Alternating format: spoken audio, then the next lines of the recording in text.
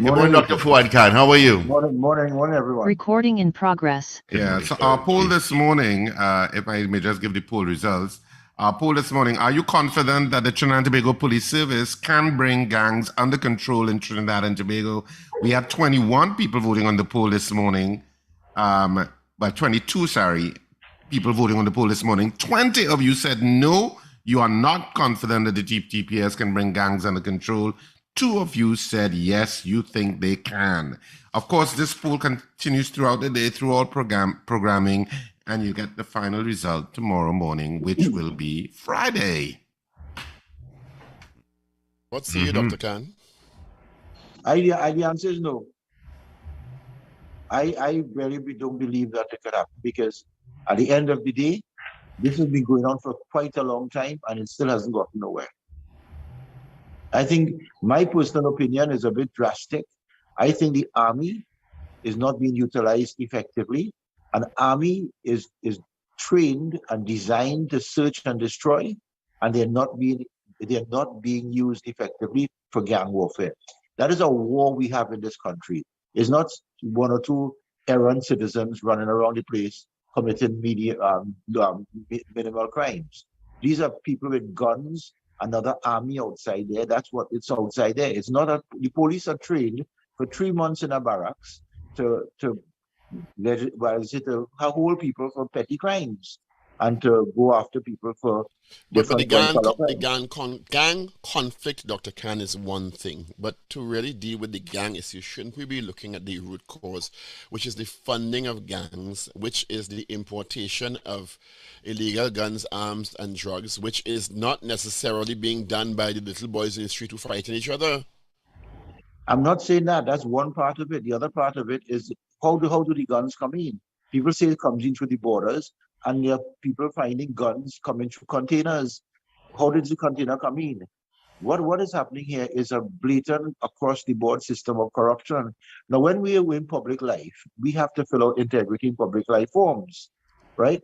But the people who are, let's say, custom officers, and those people, they don't fill out any forms. So at the end of the day, you have to check to see where they get their wealth. And at the end of the day, the whole system needs to be through turnover. You're saying that after all the talk about follow the money, and all this... You could follow the money, but you only follow the money on politicians. You're not following the money where you're supposed to follow it. You see, if politicians attack politicians to stay in power, they don't attack things to make the country better. I am attacking the politician and vice versa. Both sides attack each other, go absolutely nowhere. And at the end of the day, where the real action is not attacked. Think about it. To get anything done in this country nowadays, from what I'm hearing, you because of the way the system is working, you have to pass something to get anything done anywhere, because else you'll line up for hours. The whole COVID system has brought about a whole public service corruption, but people are attacking politicians at the top. So what is going to make a difference? Because I'm sure you've seen all the reports in your years in Parliament from the Financial Intelligence Bureau about billions of dollars in flag transactions, billions of dollars in money with question marks over it. But what is going to make a difference between those reports of flag transactions and people being brought to justice for what is clearly corrupt practices? The Financial Intelligence Union reports leaves a lot to be desired. What they do, they flag all kind of things. They flag everything. If you put $1,000 in the bank and you're not supposed to have $1,000, they get flagged. The bank flags you. So what they flag and craziness is the same thing. As far as I'm concerned, the Financial Intelligence Unit is a load on this country that goes absolutely nowhere. It has mashed up the banking system. The bank people cannot put their money in the bank. The exchange control system is mashed up. And the thing about it, what happens, except a report at the end of the day and a noise saying that we have $14 billion of unusual transaction. Out of that, what percentage of it is really unusual? Because the bank, if they don't flag everybody, I was there in the parliament when they passed that law that the bank has to flag everybody no matter what. So at the end of the day, you have a bunch of junk, 1 or 2 bad things, and you can't, as I say, focus on the bad ones because you have all the junk to focus on. Yeah. Dr. Cam, I wanted to look at the issue Sure. of the reshuffle, because you had a comment to make on it with regard to the UNC's approach to the reshuffle, and you said that the reassignment by Prime Minister Dr. Rowley of the various positions, including Faris Al-Rawi, was strategic. Can you explain your perspective on it? Right. Faris has been there for 7 years, or going on 7 years. He has gone to court a lot of times with Anand Ramlogan and senior counsels, etc. Now, Faris is a person who drafts law, but he's not a very, as I say, experienced attorney to the point of senior counsel. Anand Ramlogan and those others are senior counsel lawyers. Now, in order to fight Anand Ramlogan, senior counsel, you have to have somebody of that level and that ilk. So I could understand, because of Faris has not been successful at the courts based on what Anand has been bringing and other things. You need somebody of a more experienced nature. So I had a strange feeling when I saw that you bring in Reggie Amor, who is a very good lawyer. He's a senior counsel and he understands law in different manner. He will be able to put things in place better than Faris, because Faris does not have that experience as a. Are you saying Faris was underperforming? I'm not saying that. I'm saying he had the experience. Okay, as Minister of Health, I'm going to put a sidetrack. As Minister of Health, I worked in all parts of the health sector. I did not need to go to different levels, but I had the experience. I was a senior consultant. So I was able to run the ministry based on what I knew. If you're going to put somebody in the Attorney General office and you get a senior counsel to do it, it is better than having a general lawyer. Faris is a corporate lawyer. A senior counsel has worked in criminal as well as corporate as well as civil law. So if you put that in the Attorney General office, you're going to get a better, as I say, more experienced person. Faris, on the other hand, is a grown person. I know Faris quite well. He is able to embrace people no matter what ilk. And putting him in local government, which is a delivery ministry. It delivers, and also it has a lot of people there. If you're going after the corporations that the UNC holds, or you want to keep the ones, or you increase your corporation level in a local government election coming up, one of the best men to put there is Faris. Faris is good, and also he understands local government reform, which is the bill coming up, which is going to transform local government. So you put Faris there, and you are going to end up with somebody who is experienced and grown person, delivery ministry, knows how to work with people at local government. Local government is a big ministry. Then you have Camille. Sorry, Camille. Camille is a grown person. I know Camille since 1995. She is roots. Camille in housing could move housing in a manner, because everybody wants a house, and she could dance with. Penny is not of that ilk. Penny is a nice person who works at an administrative level. So put her in planning where not many grown people have to go. Then you have Kazim Hussein, very nice person, but he will work with the farmers, because the farmers and Rambrat were not getting anywhere much. Although Rambrat I think was a good minister. He tried his best to get agriculture moving. But Kazim is a people's person. So you are going to. So I why is all this ground connection? And if we follow your trend of thought, why is all this ground, focusing on the ground, important for the Prime Minister and the PNM government at this time? We have been in office for 7 years. You have become, as I say, jaded. People have become jaded because you can't give everybody everything. So if you're going to fight the next election, be it local or general, you have to work the ground, the people on the ground. If you want to go from 21 seats to 23, you have to make effort to work the ground. That is what Rowley has been trying to say. Is it an admission that the government, and people have said it over and over, has lost connection, and they're trying to reestablish that connection with the people? Yes, it's obvious, because at the end of the day, Paul, after 5 years, people get habituated. You knew when you're going, everybody happy, everybody jumping up. 5 years gone, right? You've gone from 23 seats to 21. The thing about it is a bit of jading. You've lost Maruga Tableland. So I've lost part of the ground. So next 2 years, COVID hit you. So you use COVID for a year and a half. People jaded with COVID. I have to grab back that ground support. How do I grab it back? The only way to grab it back is by embracing them and trying to best to connect back with the ground. That's all. That is what that whole reshuffle is about. And my voice to the UNC was, you have to look at it. There's a tidal wave coming at you. And if you do not get your act together and continue on the same old kind of politics that you're accustomed doing, which is what your strategy seems to be, you are going to lose a couple more seats and you're going to lose a local government. Right now, I will tell you something. Sandy Grande Corporation is up for grabs. Siparia is always 5-5. We had gotten inroads into San Fernando Corporation. That's going to be up for grabs. So those three corporations, right now, with Faris as a local government minister, has to be taken seriously. But how much can Faris Al-Rawi do in the short span between now and the local government elections, which is due this year?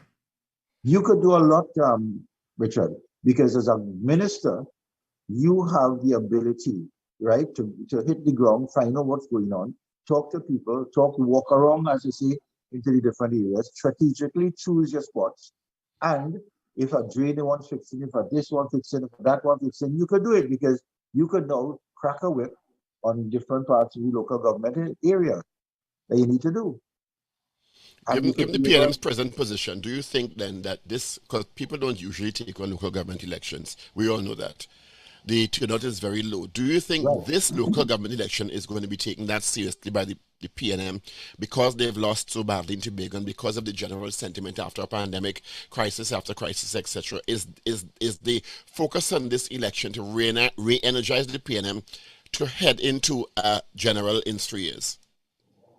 I think this is what's happening. You can't just sit back and say, okay, I ain't doing anything.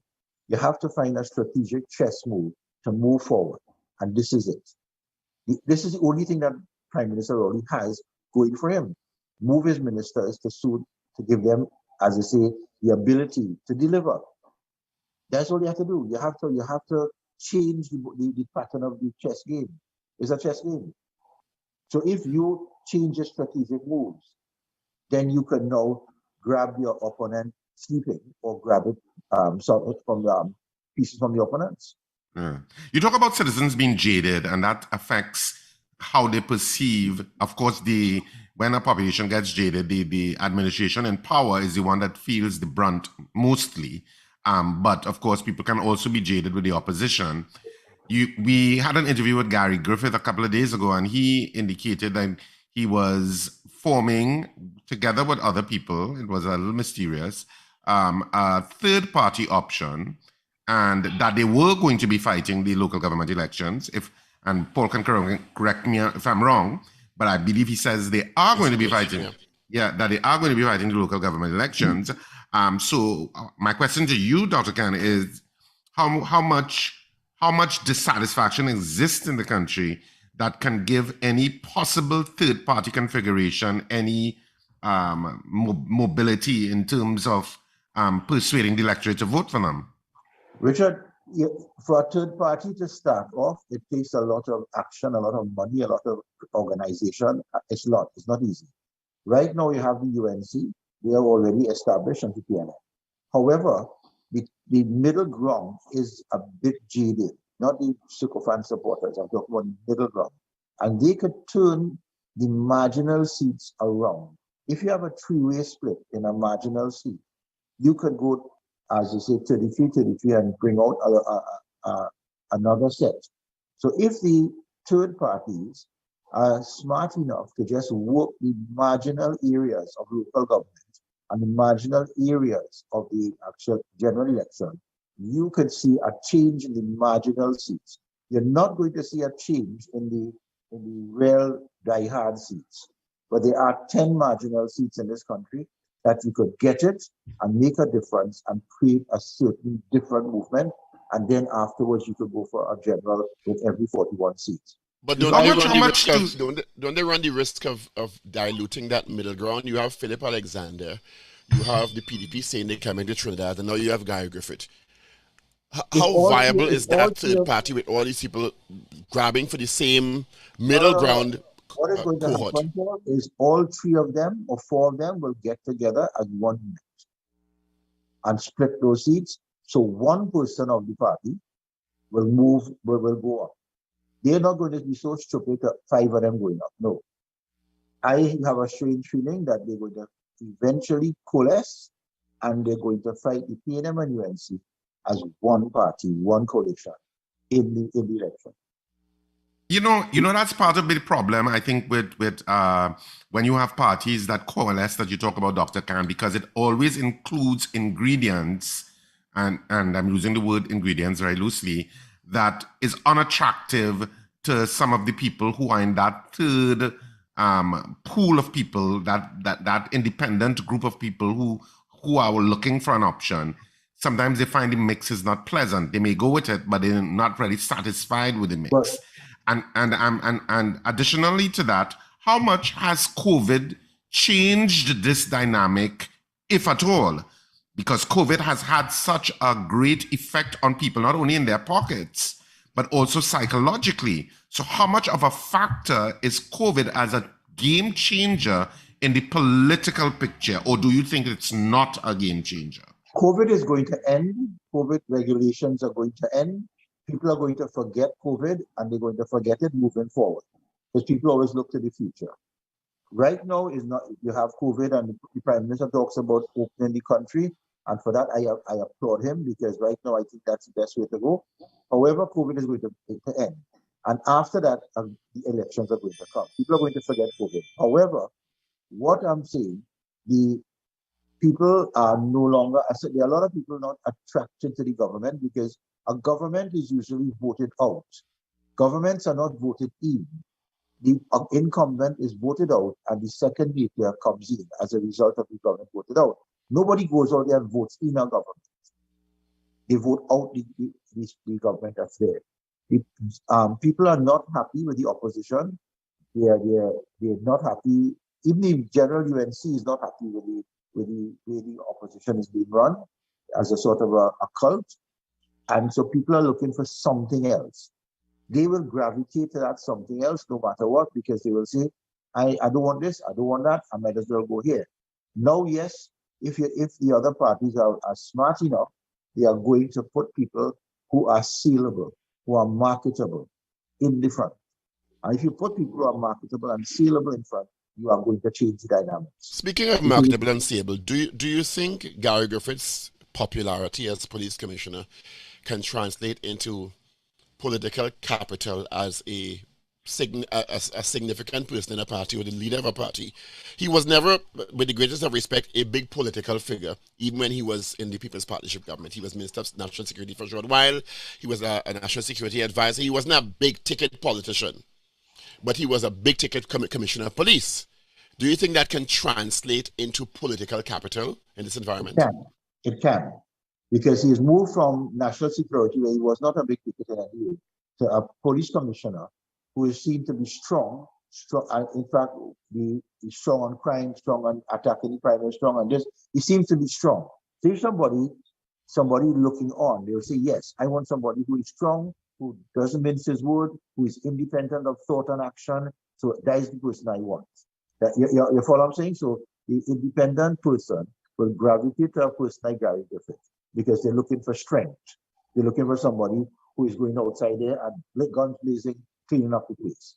Yes, he has political currency. But is he right for leadership? That is what they'll have to decide. Have you been approached by any third-party option? Yes, I have. Are you considering it? Yes, I am. Is this the Gary Griffith party that's approached you? No. Is this Philip Alexander? I ain't saying Paul. You didn't say no for that. you see us asking, we are prodding to find out. I know, but I'm not saying. But I mean, I appreciate your candor at that point. Right now, I want to say something.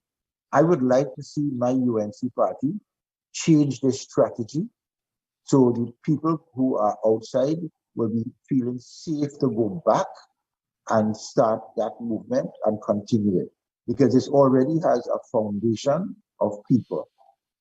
However, I'm not seeing that happening. I'm seeing it, the strategy is not there. The old days of the 2010 with the 5 parties, with my friend Jack Warner, with Mankadal Daga, with David Abdullah, Kamala, Prakash, Winston Dukaran. I would like that level of people to be in the party, not as representatives. Yeah, but as was that really a practical coalition, or was it yes, a vehicle? Let me ask you, was it really a coalition of interests to get in power? Because they didn't really operate like a coalition, they operated like the UNC and others, and in the end the others left because of a lack of, I guess, feeling of respect and inclusion. I don't want to talk about secrets of inside. It was a coalition, and when I was in that people's partnership, I was pushing the parties to dissolve themselves into one party called the People's Partnership. Everybody was afraid to do it. But the thing about it, who would be leader? Everybody wants to be the leader. If they, as they say, have leadership that could be, as they say, transferred and partitioned, you could do it.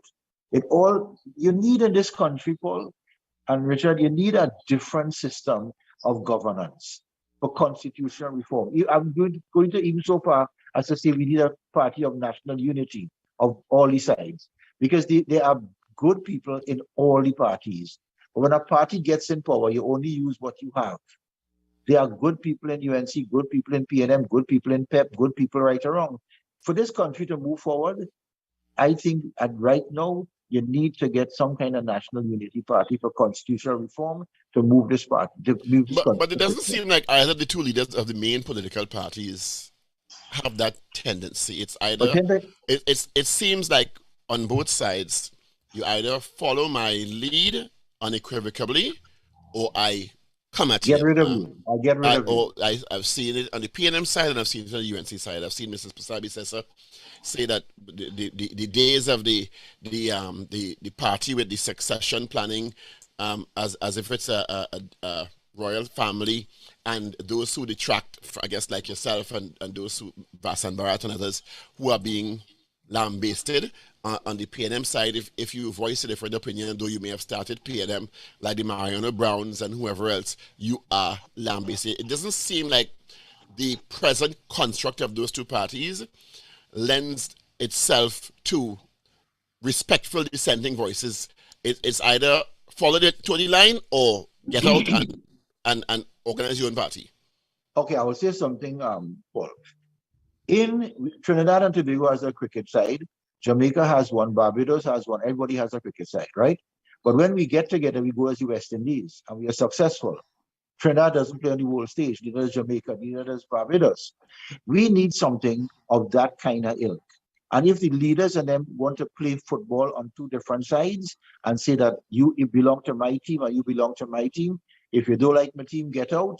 If I don't like you and you're making noise, get out. Then we have nowhere to go in this country.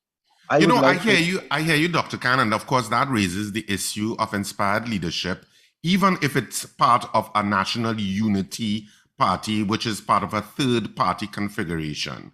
And we spoke to Basdeo Pandey yesterday, and he talked about the need for constitutional reform. But in our conversation with him, he brought up the fact that a lot of the times when parties get into power, even if they have a constitutional majority, they are not interested at that point in changing the constitution because it involves devolving power, which oftentimes politicians don't want to do.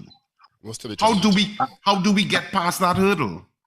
The thing about it, and he's correct, but at the end of the day, the politician, remember when we said we're going to have 2 terms for prime minister, we're going to have this, we're going to have that, and nothing occurred. Exactly. When the politician went into power, the person in charge, based on the constitution, which is the prime minister, who carries all the power, right? Even that prime minister that was put there by the others, such as Kamala, was put there by the 5 party, she took the reins of power and then started to move out the strength of the party, because she saw it as an attack on her power base. Now, at the end of the day, the same thing would happen in the other side. We need to find a way to do the constitutional reform. Because if the constitution reforms itself and the voting pattern changes, to something like proportional representation rather than first past the post. We are going to have a government system of unity in such a manner that we move forward. Right now, we are running on a treadmill going absolutely nowhere. We are running, but we're on the same spot, or in fact, going backwards. What do you think? What do you think? Did Mr. Ambarat's resignation surprise you, and what do you think about it?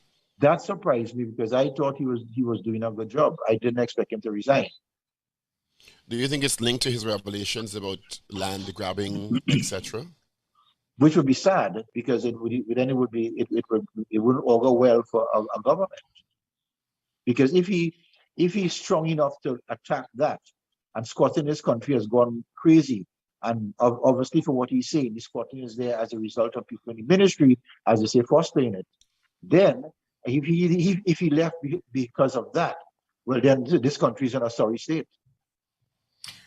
I brought up the conversation yesterday with Basdeo Pandey that the Generation Z and a lot of the young people who are currently in universities in Trinidad and Tobago and abroad don't seem invested in Trinidad and Tobago. They see the world as being the opportunity, and so they don't feel they need to stay here, and they don't see Trinidad as an attractive place to stay. I don't know if you're getting that sense from young people that you interact with in terms of your everyday and your everyday workings, and how do we as a country, do you see this as a problem, one, a potential problem, and how do we navigate it?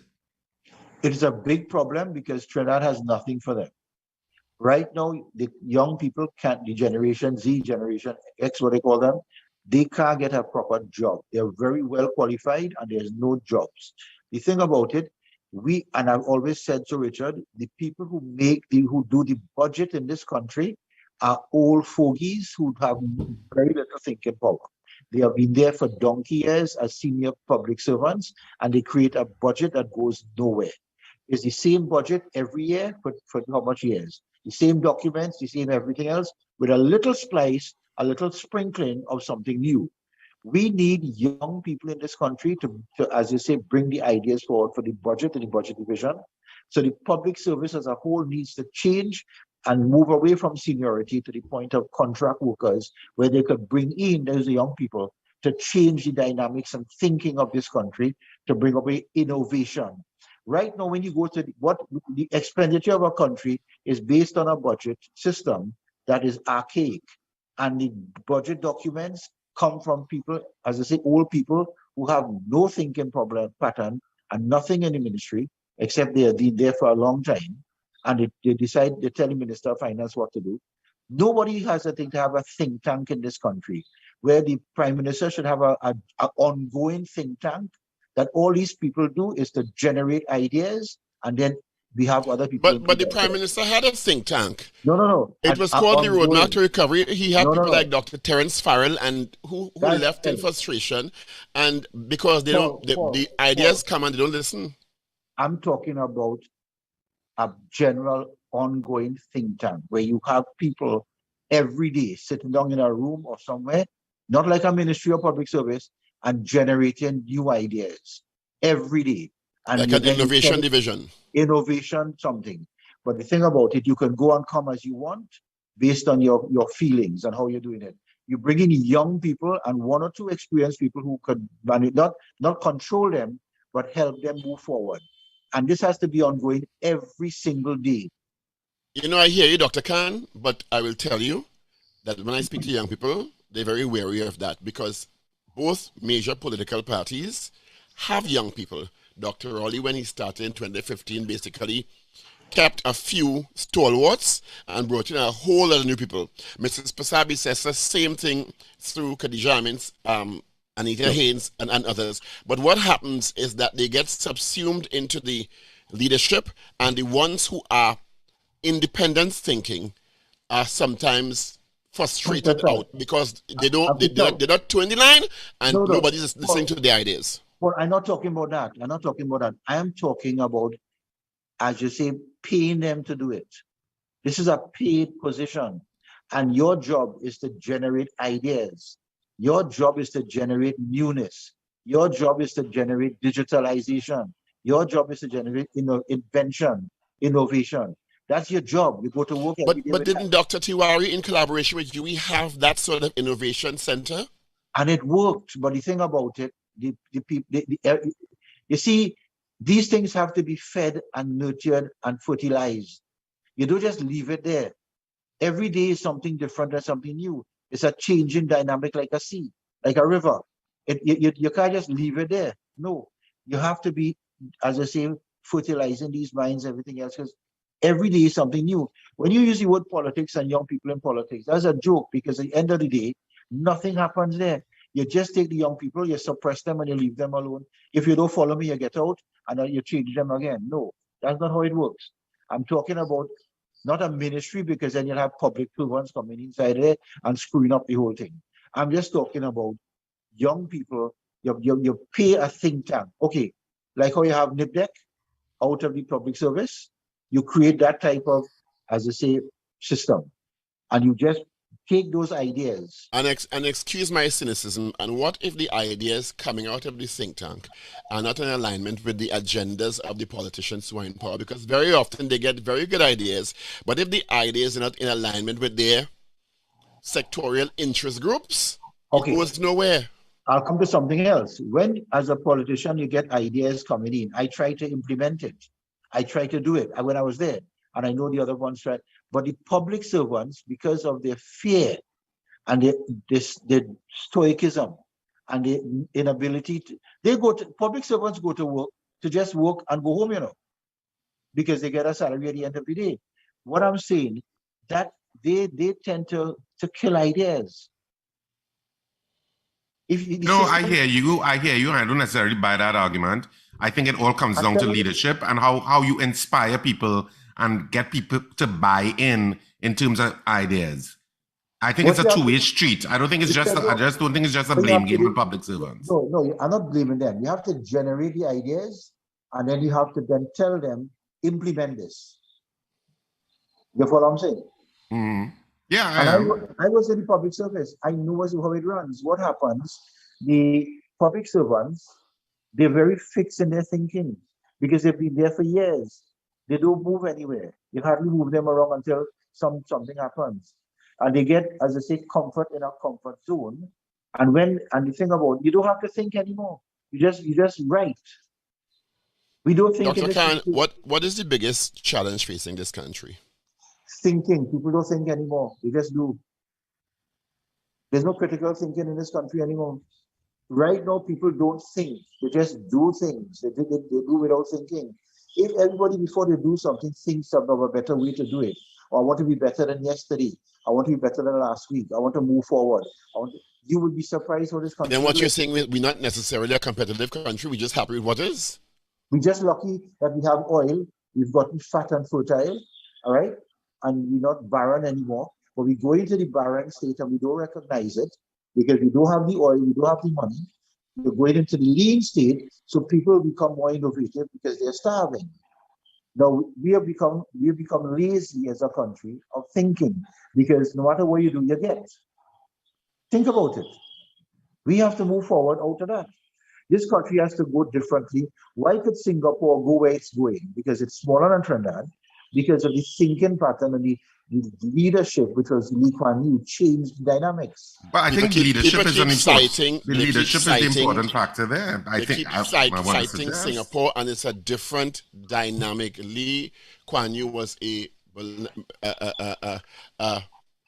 fortunately visionary, but still hardcore, almost do what I say kind of leader who happened to have the right vision for the country. We don't have that kind of governance system. The vision is important, Paul. The vision. Yeah, but he didn't have.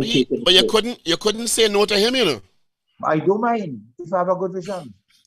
I don't mind. But if it is, but I think Dr. Khan, if it is you're talking about critical thinking, and if you're talking about that sort of innovation, you have to look at your education system and whether in fact it's modeling itself to produce the kind of citizens you want. Okay, Paul, let me talk about that one. My daughter, I learned it this way. My daughter went to Providence for 5 years. My other children went to St. Mary's and the other one, St. Joseph. But my little daughter went to Providence.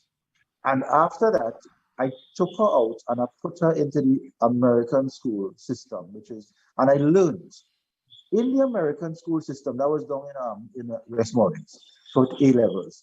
In the American system, you do have extra lessons. You're not forced into thinking a certain pattern. They teach you to think. And I saw my daughter, mine, go from being closed into employee kind of thinking to entrepreneur thinking because the way they teach you. And I begged Tim Gopi Singh to change it to the American type system where children are taught to think. They're taught to be open. They're taught to question. They're taught to do everything. Our system creates employees. We don't create entrepreneurs. Content and regurgitation. Content and regurgitation. That's what if you don't system regurgitate, you'll lose. But the thing about it, the whole system needs to change. Our education system does not augur well for the children for the future. It doesn't do it. Right now, there's nobody learning finance. There's nobody learning marketing, entrepreneurship, how to think, different ideas. No, they drive you into getting a President Gold Medal.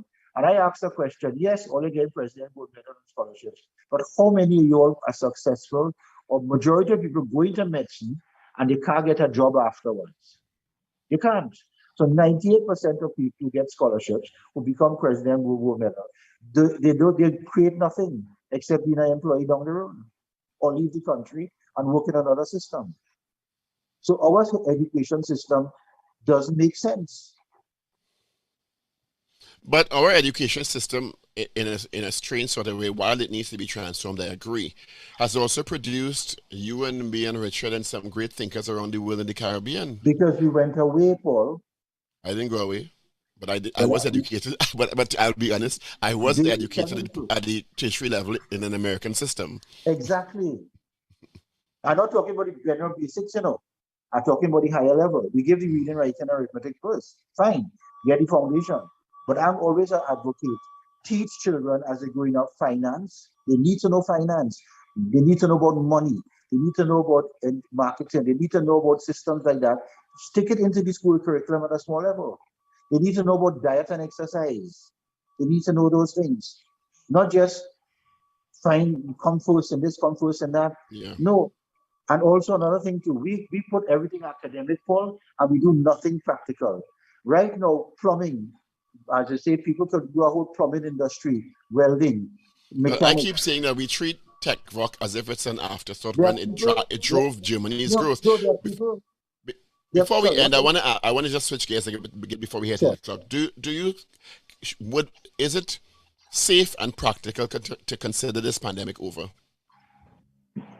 I would say you have to not consider it over, but you have to take your personal precautions in areas where you think you may have the ability to catch the corona. So if you're in a public place where you have a lot of people, you put on your mask, you do your distancing. But outside there, you're safe. Would you be an advocate of removing all the COVID regulations? But Paul, I was like that for the last year and a half. You know that. That's true. That's true. That's easy. I find it taking too long because at the end of the day, coronavirus only attacks some very sick people, and they're the people who have succumbed to it, and they're the people who have to take precautions, not the whole 98%. Do you think we as a country have learned anything and applied anything from this whole 2-year experience? What I learned, and I think a lot of people learned, is how to be frugal. How not to spend stupid. But some people didn't have anything to spend, so they had to be frugal anyway. You probably have to spend, so you could afford to make a choice to be frugal. Other people, they are not choice, they're frugal because they have no money. But that's the problem. And the thing about it, the regulation, I never say COVID didn't cause this, And I'll go down that line if you want, but the World Health Organization puts things in place. I came back from Panama and Colombia in the last 2 weeks, right? The thing about it, everybody's doing the same thing. And I asked myself, why? Then I realized the World Health Organization resolution has sent it down. And they have messed up basically a lot of economies. And people are starving as a result of the resolution with the fear of a COVID. But that's another whole different people don't like to hear it, but the World Health Organization has some serious questions to answer with the management of this pandemic. I don't care what nobody say, but you see, monoliths like that are never questioned in the world. Now, Paul, when I was minister, I used to go to the World Health Organization and PAHO, and I always couldn't believe, wait a minute, what are these people doing here? They know what they're doing. I used to tell myself that. Anyway, I think they that like any other institution, there needs to be a proper analysis of how it was managed by them and the gaps in their management response, even the start and declaring it a pandemic, and when it should and how they did it. I have question marks over it. I agree with you. I agree with you 100% on that one. Well, of course, as we end the interview, just one final political question. The PDP, of course, has been incredibly successful in Tobago, and they're planning to come to Trinidad to try their electoral success and whether it can be replicated in Trinidad. Do you think they have any hope in being able to make any inroads in Trinidad and Tobago? I mean, in Trinidad. Yeah, Watson's a very strategic individual, and I feel he could have a chance if he really pushes differently. Is that the party that asked you? I'm not saying. I'm not saying. Can you tell us who it's? Can you tell us who it's not? Is it not the PNM? Can you tell us who it's not then? What's that? Can you tell us? You're not telling us who it is. Can you tell us who it's not? No, I can't. Paul, let me leave it so now. Let me leave it hanging out there. Boy, they're real trying to pick you. They're real trying to pick you. We have to try it. Dr. Khan, thanks for that, man. As okay, usual. thanks for calling, and I appreciate the conversation. All right. Thank you so much, Dr. Fuad Khan, for being our guest this morning on the Power Breakfast Show. All right, let's get into our news brief. If he's in, all powered by Champlain Auto Services. It's exactly 8 o'clock on this, the 24th day of March. This is your news bulletin from Power 102 Digital. Former Health Minister Dr. Fuad Khan says the Prime Minister's